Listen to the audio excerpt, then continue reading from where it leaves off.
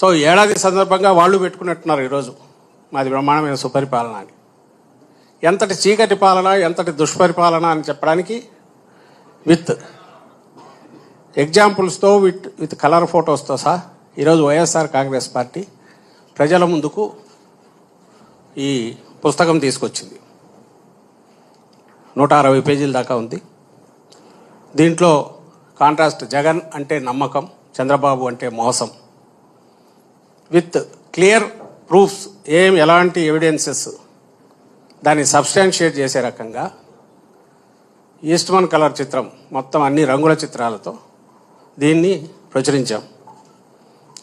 5 కోట్ల మంది రాష్ట్ర ప్రజలకు వెన్నుపోటు. వెన్నుపోటుకు బ్రాండ్ అంబాసిడర్గా పేరున్న చంద్రబాబు నాయుడు గారు, అది ఆయన పేటెంట్ వెన్నుపోటు అనేది. అప్పట్లో పిల్లనిచ్చిన మామను అధికారంలోంచి అట్లే దించారు దుర్మార్గంగా. ఇప్పుడు అంతకంటే ఘోరంగా మొత్తం 5 కోట్ల మందికి వెన్నుపోటు పొడిచారు. ఇది ఎసెన్స్. ఇందులో ఏది ఒక్క మాట కూడా ఆధారం లేకుండా లేవు. ఇవి అందరికీ ఒక రెడీ రెకనర్ లాగా ఉంటుంది. ఎవరైనా క్రిటికల్గా చూసేవాళ్ళకు, ఇంక్లూడింగ్ మాతో సహా, మమ్మల్ని కూడా క్రిటికల్గా చూడొచ్చు.